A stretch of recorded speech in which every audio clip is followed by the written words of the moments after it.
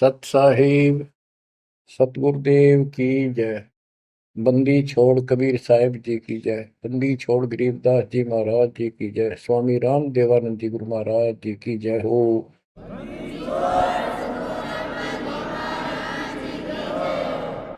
सर्व संतों की जय, सर्व भक्तों की जय, धर्मी पुरुषों की जय। श्री काशी धाम की जय, श्री सुब्राणी धाम की जय, श्री क्रोथा धाम की जय, श्री बरवाड़ा धाम की जय। सत साहिब परम पिता परमात्मा कबीर जी की असीम मृदा से बच्चों, आज आपको अपने घर का पता चला। ये अरहट वाले कुएं में, ये अरहट का कुआ लोई या गलबंदा है सब कोई, कीड़ी कुंज पर अवतारा, हर हट डोरी बंधे कई बारा। इस हर हट जैसे कुएं में बहुत बार चक्कर काट चुके हो। अब इस झंझट से छूटने का समय आ गया। आप किसी से पूछ लो, कोई भी मरना नहीं चाहता, पर सबको पता यहां रह भी कोई नहीं गा। यह समस्या क्यों है? ये इसलिए है कि अब मृत्यु अच्छी चीज नहीं, सबसे घटिया ये है। फिर उम्र दोस्त था, जब तक जवान रहता है रोजी रोटी के चक्कर में उलझा रहा है, बस की बात नहीं। यहाँ की व्यवस्था ऐसी है, छोटे छोटे बच्चे होंगे, उनके पालने के लिए मर मिटता इंसान और करना पड़े, देखे जहां भूखे बैठे। तो ये मजबूरी है अपनी। और फिर सारा जीवन बच्चों को पाल पोस कर पढ़ा कर शादी कर दी, उनके बच्चे हो गए।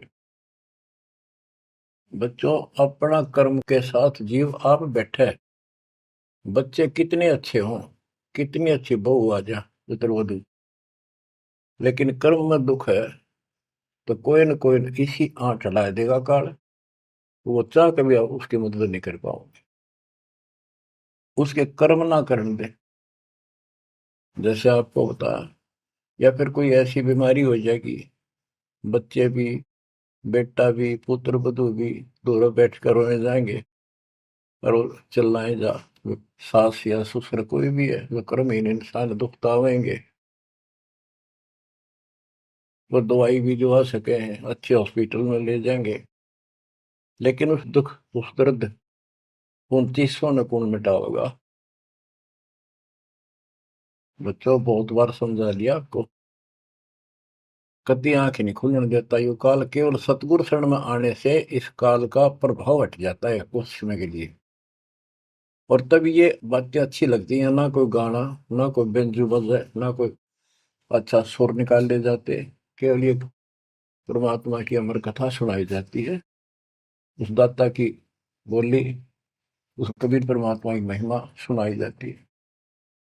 और धीरे धीरे जब पाप कम होते चले जाते हैं, यह इतनी अच्छी लगती है। बस गाने सुना करते बकवादी एक अन्य के लिए लगते हैं इनके सामने। तो पाप कर्म जितने कटते चले जाएंगे, इतने ही ये आत्मा का आहार इसे अच्छा लगने लग जाएगा। ये बहुत सी घटनाएं सारे घट रही हैं, पर एक आधा सुनाने से सभी समझ में आ जाती है। एक व्यक्ति को अधर्म मार गया, पैरालिसिस होगा, और उसके 4 एकड़ जमीन थी, उन्हें 16 एकड़ बढ़ा दी। सारी जिंदगी मेहनत करी खूब कंजूसी के साथ।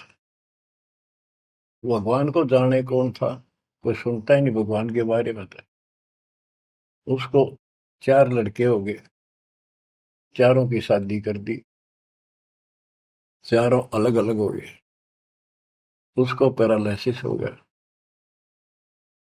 अब उसको कोई नहीं उठा उन चारों में था, और बच्चे उसके पास से निकल जा। गांव के व्यक्तियों को पता चला, वो आए, उन बच्चों को समझाया, भाई बाप है, इसने कितना कुछ किया तुम्हारे लिए, कुछ तो शर्म करो। तो एक ने शर्म के मारे कुछ 10-5 दिन करी सेवा, फिर छोड़ दी। फिर उनके रिश्तेदार बुलाए, पंचायत हुई, रिश्तेदारों ने ये कर दिया भाई, इसके 16 किले ने 5 हिस्सा में बांट दो, तो 3 एकड़ जमीन तो इसका आवा है, इसको दो, 3 किले इसके छोड़ दो, और जो इसकी सेवा करेगा वो लो। तो छोटे वाले की पत्नी बोली जी हम ले लेंगे, हम संभालेंगे। वो लालच में वो बला ले ली, बला हो जाती है ये कर्महीन इंसान, और 1 महीने बाद से फिर छोड़ दी। फिर गांव के व्यक्ति आए, मेरा भाई क्यों नहीं संभालते तुम? वह बोलिए किले भी ले लो, मारो बस का कोई सबके बीच में। तो गांव के लोगों ने एक नौकर किया, 3 एकड़ जमीन में से उसका जो खर्चा वर्ता उसको ध्यान लगे। तो जब वो पंचायत हो रही थी, बताओ था एक आदमी, और हमने देखा कई जगह ऐसी घटना घटी। तो जब वो पंचायत में आ रहे थे, रिश्तेदार आ रहे थे, वो खाट में पड़ा पड़ा नाड़ नाड़ हल्ला है, और पोता आ गया उसका। उस पोते ने इतनी दूर खड़ा था वो, 5-7 फुट, नो करा नाड़ का नहीं, अकबर आजा, आजा लाट कर भाई नो, नाड़ नाड़ लर्ज की नो दिखा कर मैं इस पे प्यार करना चाहता हूँ, और वो दूर बात। तो वहां बैठे उपस्थित व्यक्ति बोले इन बेटा ने तय कर दी इतनी छोटी मालस, इन पोते ही कसर रह रही है, ये करेंगे। तो यहाँ अध्यात्म ज्ञान आता है। जो काम करण का था कर्महीन ने वो तो करया कोई नहीं, जिसका दुख भी टला हो, बेटा बेटी पुत्र वो दूर सब न अच्छा लगा हो। तो बच्चों यू काम करण का है, यह सबके साथ बढ़ जाएगी जाए भगवान की शरण में नहीं रहता। 3 बातों को देखकर दास को और अधिक दृढ़ता लगी और भगवान के प्रति तड़पने लग गया। ये सचमुच तो पहले देखा है सब पता, और भी सामान्य बातें देखी ना, बीमार हो तो भी माता पिता बैठे बैठे देखे जा, और वस्तु के लिए पुकारे जा, कोई सुनने तैयार नहीं था। कबीर साहब कहते बूढ़ा होकर पड़े खाट में, सुने बचन खारे, कड़वी बात सुना करेगा, और कुत्ते ताउन का भी सुख कोई नहीं, ये छाती फूकड़ आ रही। पुत्र वधु कह के गई बूढ़ा बुढ़िया ने के ध्यान रखियो को कुत्ता बिल्ली ना बढ़ जाए अंदर। अब वो ध्यान रखे तुम्हें दिखे कुछ ना दिखे, और दोस्त आंख लागी, कुत्ता बढ़कर उसकी लस्सी दूसी गिरा गया। वह पानी लेकर आई, तो उन्होंने कहा तेरा इतना भी सुख कौन, तो कुत्ते ने रोक दो, छाती फूक दी तुमने मेरी। तो परमात्मा कह रहे फिर ये एक वचन सुनोगे तुम, ये कथा सुनने को मिलेगी अमर कथा तुम्हारे को। जो काम करने का वो कर लो, भक्ति करो, और फिर देख घर में भी सुख, शरीर में भी सुख, और सारे बच्चे भी भक्ति मार्ग पर लग जाएंगे। बच्चे सत्संग में जाएंगे, उनके मन दया पैदा होगी, भगवान का डर होगा, उनको अपने कर्तव्य का ज्ञान होगा कि माता पिता की भी सेवा करनी चाहिए, इन्होंने में पाला पोसा है, दया बनती है अंदर इस ज्ञान से। तो बच्चों इस भक्ति इस सत्संग के बिना इंसान ऐसे जड़े डोका मर जाता है, और जब तक ये ज्ञान नहीं होता वो काम हमने सबसे उत्तम और बस इतना ही ठीक है, वो अच्छा लग रहा था। तो यहाँ कबीर साहब कहते सतगुरु के उपदेश का सुनिया एक विचार, जय सतगुरु मिलते नहीं फिर जाते यम द्वार।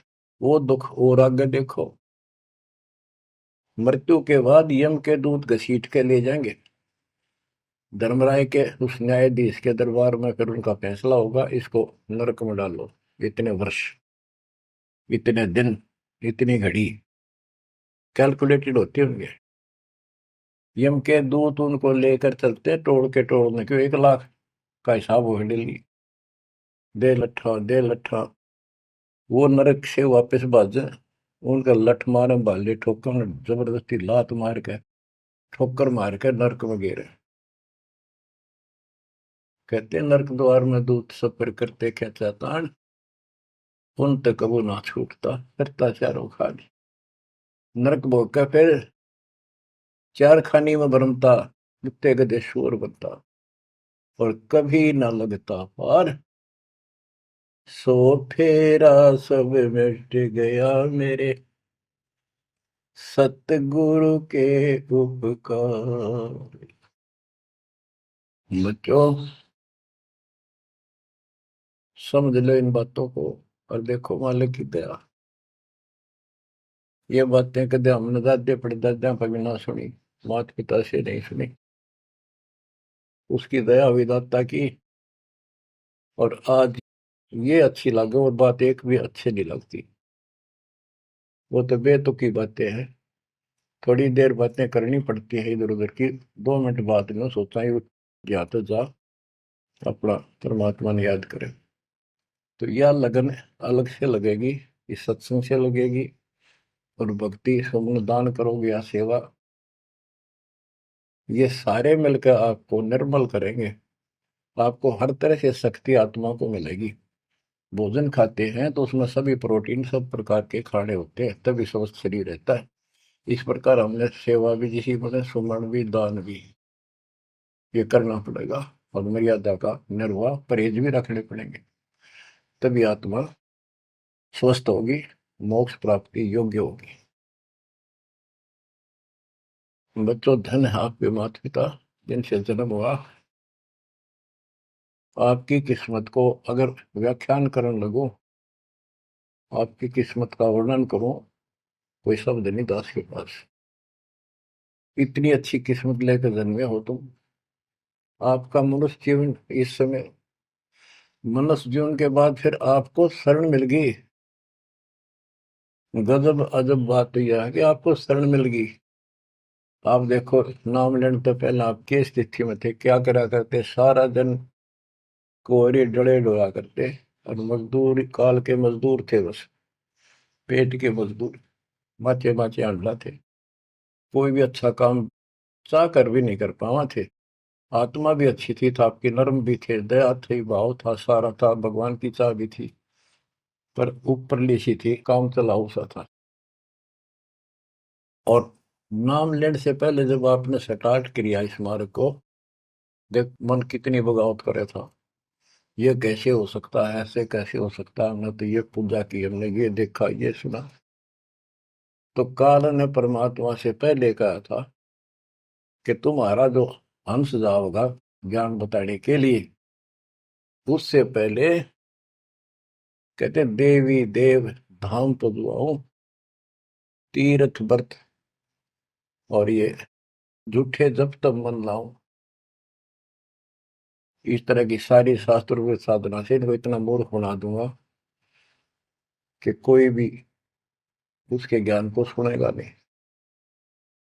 जाओ योग जीत संसारा, जीव न माने कहा तुम्हारा, जीव तुम्हारा कहा न माने, हमारी ओर हो बात बखाने। हमारी ओर होकर बात विवाद करेंगे तुम्हारे साथ। बच्चों, इन बातों को याद रखो। इस जीवन की सफलता है कि इसमें परमात्मा प्राप्ति हो। आप इसके निकट आ चुके हो। आपने जो भक्ति स्टार्ट करी, आपकी यही दशा थी। कति मन मान कर राजी नहीं था। और उस दाता देखो अपने बच्चों को कैसे कैसे कैसे कोई न कोई भेज के अपना बान भाई रह रह कर कथा सुनाई। कभी अच्छी लगी, कभी ना लगी, धीरे धीरे पाप कटते गए, सुनते चले गए। कहते सो सब सिदर मैं करूं अपने जन के काज, हरने से पूजो मार दो नरसिंह दर के साज। इब्राहिम सुल्तान के साथ कितने खाड़े कर दिए, कितना पीछे पड़ गया जाता अपने बच्चे को नरक से निकालने के लिए। यही दशा अपनी थी। उस दाता ने कोई न कोई कारण बना के अपने को राह दिखाया है। हरी बच्चों, समझो इस मार्ग को। क्योंकि ये कथा जो सारी सुनाई जाती है, ये आत्मा को सहारा देती है। ये आत्मा बहुत सतर्क हो जाती है, इन पर सब पर विचार करती है, तब इस मन को साइड कर देती है कि बस बहुत हो लिया। आप देखो क्या हाल है, कल न पशु बन जाओगे, और पहले पेरा ने कितनी बार बन लिए। तो परमात्मा आपको बहुत लंबे समय से तैयार करते करते करते करते आ रहे और आप भी लगे रहे। जैसे भी जितना दाव लगा जिस जन्म में आप करके, फिर काल का प्रभाव ज्यादा था, नहीं पार बसाई छूट गया मार्ग। जो गुरुद्रोही हो जाते हैं ना, वो सदा के लिए खत्म हो जाते हैं। वो तो अरबों खरबों वर्षों तक धक्के खाओगे। आप विमुख होते रहे, जैसे राबिया विमुख हुई। स्टार्ट वहां से नहीं था उसका, बहुत पीछे से था, लेकिन भक्ति की चाह बनी रही बनी रही। दाता फिर मिलते रहे। परमात्मा कबीर साहब कहते हैं, मेल अठेला जाइयो, तीर्थ धाम पर भटकियो, मेले बड़ा मिलाप, पत्थर पानी पूजते कोई साधु संत मिल जाओ। जब तक भगवान नहीं मिला तब तक ये आस्था भी बनी रहनी चाहिए। इसलिए परमात्मा कुछ लोगों को दूंगा, संस्कार तो निकाह होता है, कोई मत्था टेक के किधर जाके, और कुदरती वो संस्कार आ जाता, उसकी आस्था बनी रहती है वहां पर, तो भगवान में चाह बनी रही। कई नरसिंह बन के इसने आना पड़ा, निकाल ने तो मस्टरवा दिया था। प्रहलाद भगत की आस्था खत्म हो जाती, दाता रक्षा नहीं करते, सारे समाज में आस्था खत्म हो जाती मनुष्य जीवन में, कि भगवान है ही नहीं करे। अरीसा दिखा दिया भगवान, आज तक याद है भगवान है। इसलिए हमारी चाह बनी रही परमात्मा के प्रति। तो बच्चों, परमात्मा की असीम रजा आपके ऊपर है। परमात्मा 600 साल पहले हमें राह दिखाने लगे थे, और उसी समय से आज तक बीच में अपने संत गरीबदास जी को बीच में मिले, इस भक्ति को फिर से जीवित कर गए, इस अध्यात्म ज्ञान को फिर से कभी खम्भ रोप गए। इनके माध्यम ये यथार्थ ज्ञान देख, और 300 साल से अमर ग्रंथ ज्ञान पढ़ा करते थे गरीबदासी, गरीबदास के 12वें पंथ वाले। मेरे गुरुदेव के अतिरिक्त किसी के पल्ला नहीं पड़ा। उन्होंने दास को दिया ये खजाना, उसके बाद गहनता से इसका अध्ययन किया, आशीर्वाद उनका रहा। आज ये खजाना खोल दिया, गुरुदेव का आशीर्वाद, कबीर साहब का वचन, 5505 कलयुग बीत चुका, तो ये खेल तो होना ही था। और यह गंगा आएगी, मोक्ष करने वाली असली गंगा, ये है सत्संग। इसमें जो स्नान करेंगे, सत्संग सुनेंगे, मोक्ष तो इन आत्माओं का होगा। अब्राहिम सुल्तान को कैसे निकाला, उसके कोरडे तक खाए मालिक ने अपने बच्चे के, बता के लागत था, क्या नाता था उससे। अब यहां विचार कर लो, उसका हमारे से क्या नाता है, कितना गहन नाता है। वो हमारा पिता है, वही हमारी माँ है। उस परमात्मा में हमारे प्रति माँ और पिता दोनों का मोह है, कितना जबरदस्त हो सकता है वो देखो। तुम अपनी गलती से फंस गए, पर वो बैठा उस पर भी नहीं जाता खाली, कि कुछ तो निकालो काल के जाल से। आप आंख खोलो, इस मार्ग को दृढ़ता से ग्रहण करो, बच्चों वाली बातें छोड़ देगा, सारा संसार एक तरफ हो जाए, आपने एक तरफ होना पड़ेगा।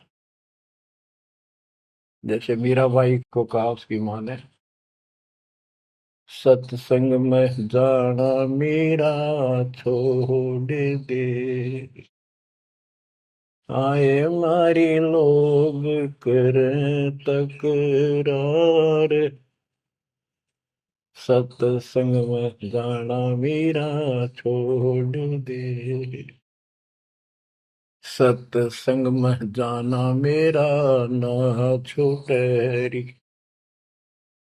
सत्संग में जाना मेरा ना छूटे, तारी चाहे जड़ कमरो संसार, सत्संग में जाना मेरा ना छूटे। इस दशा में, इस स्थिति में आपको आना पड़ेगा। ये संसार साथ नहीं जाएगा, ये संसारिक व्यवहार आपका कति काम नहीं आऊगा। ठीक है, बेशर्म होना भी नहीं, जितना हम समाज में सहयोग कर सकते उस तरफ में रहना पड़ेगा। प्यार दें सबको, नमस्कार करें, बड़े छोटे की कदर करें, अच्छा व्यवहार करें, हेल्प करें, लेकिन जहाँ अपने भक्ति में बाधा हो उसका नमस्कार करे, हाथ जोड़ लें दूर थे। बच्चों, गरीबदास जी ने बताया है, गोरख से ज्ञानी गणे और सुखदेव दती जिहान, सीता सी गो भारिया संत दूर स्थान। पुण्यात्मो, आपको अध्यात्म सिलेबस, ये अध्यात्म का पाठ्यक्रम पढ़ाया जा रहा है, दास टीचर है, और इसको बार बार रटवाऊंगा, बार बार समझाऊंगा, क्योंकि टीचर सारा साल उस सिलेबस को रह रह कर रिपीट करवाया करे, तब बच्चों के आत्मा में, उसके मन में, बुद्धि में वो सेट होता है। तो बच्चों, आपको ये सिलेबस दास बार बार रिपीट कराएगा और ध्यान से उत्सुकता से सुनते रहना। परमात्मा के ज्ञान को, सत्संग को सुनो जब कति एकाग्र चित्त से सुनो। गरीब गोरख से ज्ञानी घने, सुख देव जति जिहान, सीता सी बहु भारिया संत दूर स्थान। अब आपको अमर ग्रंथ की अमर वाणी का कुछ अंश सुनाऊंगा। जैसे दास की बुद्धि काम करेगी उसको सरल भी बनाऊंगा। गरीब, यह गरची जब पांडव राजा, नो नाथो नहीं ना दुबाजा, 84 सिद्ध रिद्ध सब मोहे, पूर्ण ब्रह्म ध्यान नहीं जो है। अब क्या बताना चाहते हैं संत गरीबदास जी, कि जब पांडवों ने अश्वमेध यज्ञ रची तो उसमें 33 करोड़ देवता, 88,000 ऋषि, ब्रह्मा विष्णु महेश तक उपस्थित थे, 12 करोड़ ब्राह्मण, और ये गिरिपुरी, इनका गिनती नहीं, 56 करोड़ जहां थे या दो, शंख पचायन नहीं बाजा ना दो। तो कहने का भाव ये है कि गोरख से ज्ञानी गणे, सुखदेव जति जिहान, प्रसंग ये है। और सीता सी बहु बारिया संत दूर स्थान। पांडवों ने अश्वमेध यज्ञ क्यों की थी? श्री कृष्ण जी जो उनके गुरु थे, त्रिलोकीनाथ विष्णु अवतार, उन्होंने बताया था कि तुमने, क्योंकि युधिष्ठिर जी को भयंकर शोपन आने लगे, बेचैनी होगी, भूख गई, रात की नींद गई, वैद्यों से इलाज करा लिया, कोई आराम नहीं हुआ। श्री कृष्ण जी के गुरु थे, उनसे समाधान जाना और कारण पूछा कि ये हुआ क्यों। तब श्री कृष्ण जी कहते, तुमने जो बंदूक घात किए हैं, युद्ध में, महाभारत में आदमी मारे और अपने प्रियजन मारे, रिश्तेदार मारे, ये पाप वो हानि कर रहा है, वो सेध रहा है। समाधान ये है कि अश्वमेध यज्ञ करो और पूरी पृथ्वी पर न्योता दे दो, कोई आओ, धर्म यज्ञ करो एक, और धर्म यज्ञ सफल होगी तो तुम्हारा ये दुख दूर होगा, अन्यथा नहीं होगा। और यज्ञ संपूर्ण होने की, सफल होने का चिन्ह बना दिया, बता दिया निशानी, कि एक शंख 5 मुंह का, पंचानंद शंख, उसको पंचजन्य भी बोल देते हैं, पंचायन, आनंद माने मुख होते हैं, पंचानंद 5 मुख का शंख एक अलग स्थान पर रखा जाएगा। वो कोई बजाएगा नहीं, आप पर बाजेगा। वो बाजेगा तब जब कोई पूर्ण संत, अच्छी करने वाला उसमें भोजन खा लेगा। तो 33 करोड़ देवता बुला लिए, 88,000 ऋषि आगे, 12 करोड़ ब्राह्मण आगे, तो किसी से भी शंख नहीं बजा। न्योता देने के लिए चारों पांडवों की चारों दिशा में ड्यूटी लाई थी युधिष्ठिर ने छोड़ दिया कि भी न्योता दे का निमंत्रण दो। भीम का निमंत्रण देने की जो दिशा थी, ड्यूटी थी जिस साइड में, उसमें सुदर्शन नाम के एक सुपच, जिसे आजकल शेड्यूल कास्ट कहते हैं, उसमें सुपच कहते थे, और वाल्मीकि जाति में थे वो। भीम वहां गया। भीम ने उनको निमंत्रण दिया कि भगत जी हमारे वहां आइयो, और मैं युधिष्ठिर राजा का भाई भीम हूं, और ऐसे ऐसे हमने एक अश्वमेध यज्ञ रची है, आप आमंत्रित हैं। तब सुदर्शन जी ने कहा, सुपच ने, कि भीम तुमने तो इतना पाप कर रखा, कसाई भी फीका पड़ गया, तुमने ऐसा जुल्म कर दिया। वो बहन आज तक रो रही है, जो विधवा होगी सैनिकों की, उनके बच्चे टक्कर मार रहे हैं, माँ से पूछ रहे हैं पिताजी कब आएंगे छुट्टी। उनकी माँ एकांत में ज्यादा रो रही है, तुम बैठ के ठाठ कर रहे हो और तुम मौज कर रहे हो, तुम तो नरक में डाले जाओगे। मुझे बुलाना है, जो अश्वमेध तुम करने जा रहे हो, ऐसी अश्वमेध 100 का फल मुझे संकल्प करो, 100, तब मैं तुम्हारे जाके रोटी खाऊं, मैं कौन पड़े से नरक में। अब अहंकार था भीम को कि हमारी यज्ञ तो सफल होनी है, क्योंकि श्री कृष्ण जी रहे साथ। तो उस भगत को कहा कि तेने आना होता जी, फालतू ना बोले, कि तेरे बिना वह काम अड़ा है, हमारे कोई आंट नहीं लगती। तो सुदर्शन जी चुप हो गए, सकट और सवान को उल्ट जवाब ना दे। जब उनका कति संपूर्ण नहीं हुआ, वो काम नहीं बना, 33 करोड़ यादव सारे आ लिए, सबने भोजन खा लिया। शंख नहीं बजा, जब एक दूसरे के मुंह को देखा, वो उपस्थित ऋषि संत देवता ये बतला रहे हैं कि इनके पाप गणे कर लिए इनने। शंख बजेगा कहाँ से, अपने ऊपर ना लेते। अब जैसे ये माया के अंग का प्रसंग है, वाणी वो चल रही है कि इस देवी ने, इस माया ने काल के दबाव में यहाँ सबको भ्रमित कर रखा है, सत साधना करने नहीं देती, शास्त्र साधना में डरे डुबावे, कर तो काल रहा है, लेकिन यह उसके दबाव में आ गई, या क्या करे, फंस गई, इसके साथ आकर निकम्मे गए। तो बच्चों, तब युधिष्ठिर बोला, महाराज हमारे पाप गिने हैं भगवान, ये तो कभी नहीं बच जाए। तो मन पता है क्या हाल हो रहा है, वो मेरे स्वप्न में भी दिखाई देते, वो बच्चे रोते हुए, उनकी विधवा रोती हुई टक्कर मार रही है। कृष्ण जी बोला, भाई इस शंख न बजाने वाला आया को नहीं। भीम को बुलाया कि बताओ इस साइड में किसकी ड्यूटी थी निमंत्रण देने की, कि भीम की थी। भीम से पूछा कि तुम ऐसे ऐसे एक सुदर्शन नाम का संत है, उसको न्योता नहीं दिया। वो बोला, जी निमंत्रण दिया था, पर वो तो कुबोल आदमी है, ये बातें बोली है कि तुम पापी हो और अपराधी हो, वो तो गलत बोला। कृष्ण जी बोले, आपने क्या कहा। भीम बोला, मैंने कह दिया तो नाना होता जी, आपने ना तो मत आइए।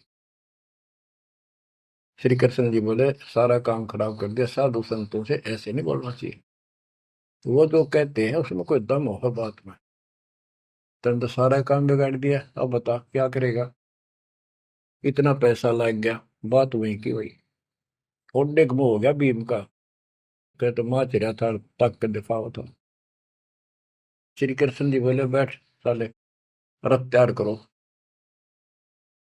उस दौरान जब यह घटना घटी, उसमें परमात्मा करुणा में नाम से प्रकट थे कबीर साहब, और सुदर्शन उस करुणा में परमात्मा के बच्चे थे, शिष्य थे।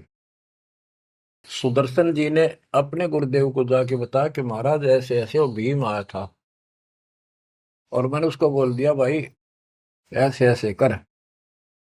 परमात्मा बोले, बा वो यज्ञ तो उनकी पूरी हो को ना, उन तो वो सारे माया के पुजारी बैठे हैं, वह फिर आओगे, तू खिसक जाए यहाँ पे। सुदर्शन जी तो निकाल दिए, परमात्मा सुदर्शन रूप बनाकर बैठ गए।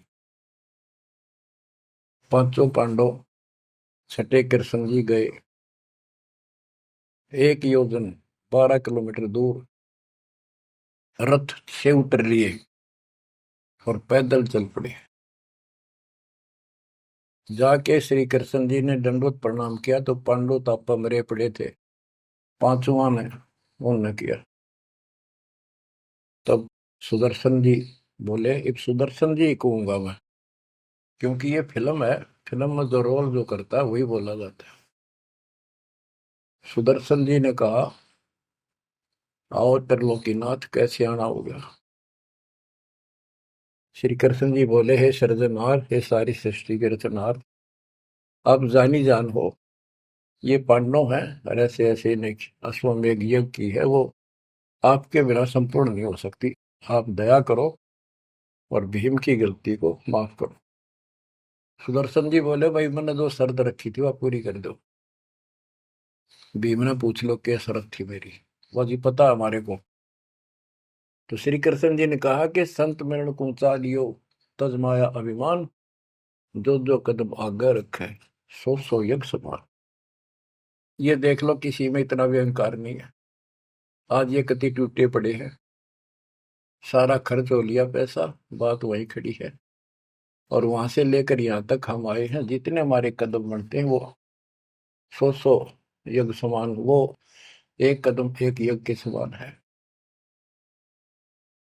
अपनी सौ रख लो, बाकी हमारी जोड़ी में डाल दो, हमारा भी कल्याण हो। यानी आदिन्य का भाव संत के सामने होना चाहिए। संत के साथ भगवान होता है, भगवान को अहंकार कति पसंद नहीं। तब साधु भूखा भाव का, धन का भूखा ना, ना किसी में माँ का भूखा। उससे पहले जब पहली बार यो भीम गया था तो निमंत्रण देने, एक तालाब में नहा का आया था और उसमें खूब गोते मर मर नहाया, पैर भी नहीं टिके थे। सुदर्शन जी बोले कि भीम, यह मेरी माला तार के दिए खुट्टी पर था। भीम चला, खुट्टी पर तो माला सुमरनी तारन लग गया, उस पर उतरी नहीं, टस से मस नहीं हुई, पसीने आ गए।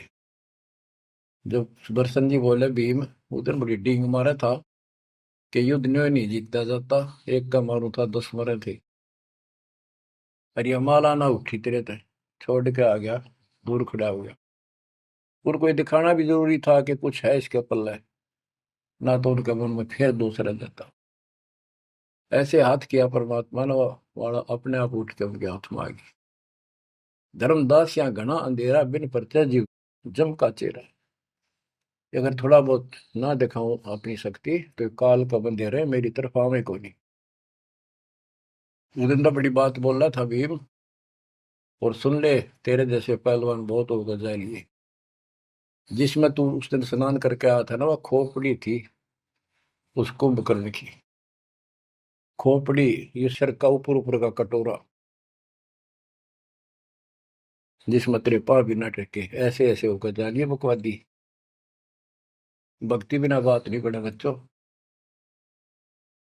तो जब परमात्मा यानी सुदर्शन जी रथ में बैठकर उनके साथ वहां पहुंचे, द्रौपदी ने देखा कि कौन सा है संत, पता चला यू एक केला यू है होगा। तो तभी उसके मत्था ठन गया कि इससे क्या होता, ये इतने ऋषि में ऋषि बैठे तपस्वी फलाना। फिर श्री कृष्ण जी ने कहा, द्रौपदी बढ़िया भोजन तैयार कर, संत खाना खाओगा तारा काम बनेगा।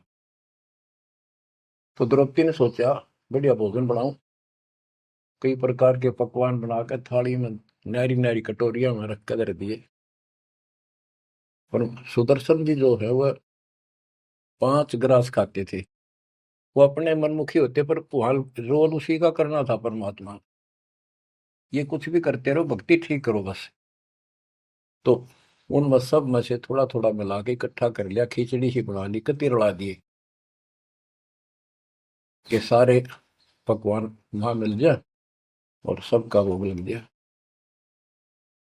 द्रौपदी मन में सोच रही थी मैंने 1 घंटे तक आंख पड़वाई दूं मैं और इतने बड़ी आइटम बढ़ाए।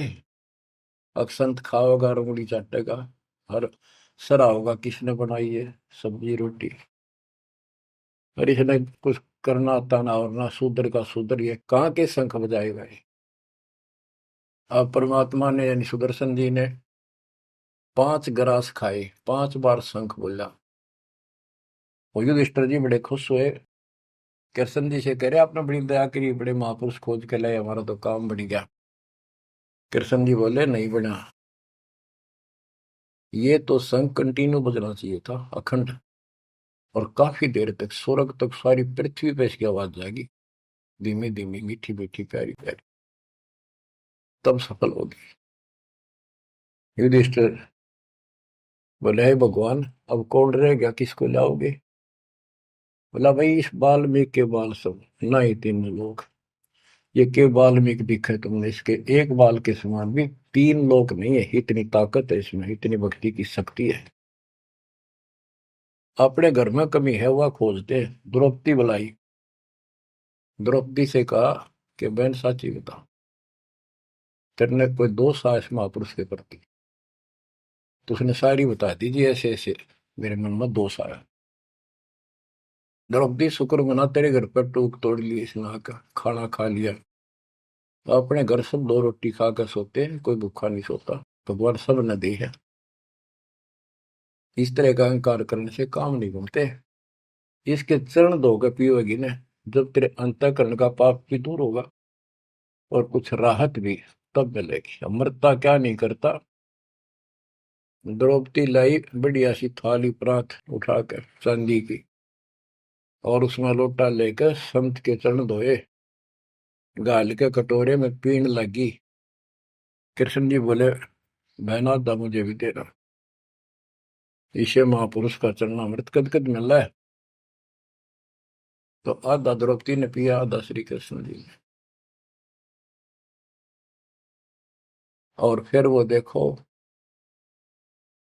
अखंड बाजा वो ऐसे ढंग से बजाए तो धीरे धीरे धीरे धीरे सुर बढ़ता चलेगा, स्वर्ग तक पूरी पृथ्वी पर आवाज गई, कण कण में सुनाई दिया। और जो पेड़ थे पौधे पूरे के पूरे बसंत की तरह फूल आ गए और खिल गए। इतना सुंदर मौसम होगा सुहावना। गोरख से ज्ञानी गढ़े और सुख दे जति जिहान, सीता सी गो भारिया संत दूर स्थान। संत को ऊपर दिखावे से ज्यादा मीठी मीठी लंबी चौड़ी कथा सुनाने से, अटपट करके प्रवचन करने से पहचाना नहीं जा सकता। तो बच्चों ना जीव की सी बुद्धि है को पहचान दे, पहचान लिए होते तो कबीर भगवान आए न थे, संत गरीबदास जी आ रहे कहने गए। अब बच्चों आपको थोड़ी सी अमृत वाणी सुनाता हूँ। ग्रीव फिर पांडवों की यज्ञ में शंख पंचायन टेरे, 12 कोटि पंडित जहां पड़ी सबन की मेरे। यज्ञ रची जब पांडव राजा, नौ नाथों ने नादू बाजा। उस यज्ञ में 9 नाथ, 84 सिद्ध, 33 करोड़ देवता, 88,000 ऋषि, 12 करोड़ ब्राह्मण और 56 करोड़ यादव जो श्री कृष्ण के वंशज थे, जो पांडवों के रिश्तेदार थे। क्योंकि श्री कृष्ण जी की बहन सुभद्रा अर्जुन के ब्याही थी। या क्या कहते हैं, यज्ञ रची जब पांडव राजा, नो नाथों ने नादू बाजा। 84 सिद्ध रिधि सब मोहे, पूर्ण ब्रह्म ध्यान नहीं जो है। अब माया के उनकी वाणी पर देखो छिए, इन्होंने बताया है कि 84 सिद्ध 9 नाथ ये रिद्धि सिद्धि में उलझा रखे थे। 84 सिद्ध रिद्धि सब मोहे, इन्होंने पूर्ण ब्रह्म ध्यान नहीं जो है, पूर्ण परमात्मा की भक्ति नहीं करी। कोटि 33 यज्ञ के माही, सुर नर मुनि जन गिनती नाही। 56 कोटि जहां थे यादो हो, जिनसे नाही बाजा ना दू हो। कोटिक वक्ता वेद उचारी, ना बयम संपूर्ण सारी। सर दर्शन की गिनती नाही, अनाथ जीव जी में बहु माही। ओहो, सठ दर्शन ये गिरिपुरी कहती है बहुत गड़े आए हुए थे, और अनाथ जीव भी बहुत गड़े आए। सुर नर मुरजन तपा सन्यासी, दंडी वृत्त बहुत उदासी। कामधेनु कल्प वृक्ष ही लाए, तीन लोक के सुर नर आए। पांचों पांडवों कृष्ण शरीरा, जिनसे यज्ञ बही निधीरा। होय होय, पांचों पांडव और श्री कृष्ण जी वही खाना खा चुके थे, उनसे यज्ञ बही नहीं थीरा, उनसे यज्ञ नहीं हुई पूरी। एक बाल्मीक नीचे कुल साधु, जिन संख पचायन पूरे नादु। और गनो माया के पूता, ब्रह्म जोगनी सब ही दूता। ओहो, कहते हैं एक बाल्मीक नीचे कुल साधु, जिन संख पचायन पूरे नादु। ये और गनो माया के पूता, ये औरतें माया के भ्रमित है, माया सिद्धि प्राप्त करके लोगों को प्रदर्शन करना, ये भी माया जाल। या महिमा पागी न, इनमें खेल ले गए खिलौने से, या माया ये देवी ने उलझा रखे काल के दबाव। कहते हैं और गनो माया के पूता, ब्रह्म जोगिनी सब ही दूता। अब क्या बताते हैं, गिरि पांचों पांडव संग हैं, और छठे कृष्ण मुरार। चलिए हमारी यज्ञ में हे समर्थ सिरजनहार। अब श्री कृष्ण जी भी तो तीन लोक के मालिक हैं, पिछले संस्कारी हंस है। परमात्मा ने उनको सद्बुद्धि दी, उनकी दिव्य दृष्टि खोली कुछ समय के लिए, तो उनको भगवान दिखाई दे था। वो सुदर्शन उस दिन थे भी भगवान, पर उसको एहसास था, क्योंकि अध्यात्म मार्ग के अंदर अपने आप आत्मा अपने से शक्तिशाली के आगे नीचे हो जाती है, मुरझा जाती है। गिरि पांचों पांडव संग हैं, और छठे कृष्ण मुरारे। चलिए हमारी युग में समर्थ सृजनहार। गिरि पांडव यज्ञ अश्वमेघ में, सतगुरु किया पिया ने। पांचों पांडव संग चले, और छठा भगवान। गिरि पांडव यज्ञ अश्वमेध में, वाल्मीक की बे। शंख पचायन बजाइया, राख्या नहीं संदेह।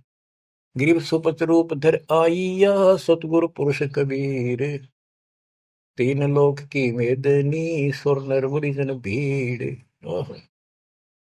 कहते हो सुपुच का रूप धरकर स्वयं सतगुरु परमेश्वर कबीर जी आए, जहां पर तीन लोक की सेना बैठी थी मेदनी, या दुनिया भरी पड़ी थी।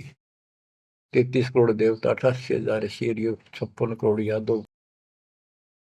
33 कोटि यज्ञ में आए, 688 सारे। 12 कोटि वेद के वक्ता, सुपच का शंख बजा रे। के 33 करोड़ देवता, 88,000 ऋषि, 9 नाथ, 84 सिद्ध, 12 कोटि वेद के वक्ता ब्राह्मण, ये सारे वहां पर बैठे थे। उन तो ये छोटा सा काम नहीं हुआ, 3 ताप के अंतर्गत पांडव दुखी हो रहे थे। तुम कौन राम का जपते जापम, ताते कटे ना तीनों ताप। तो बच्चों, परमात्मा की आपके ऊपर असीम रजा है, आपको पूर्ण परमात्मा की भक्ति मिली, पूरा सतगुरु मिला, आपको मोक्ष दी दाता सच्चाई।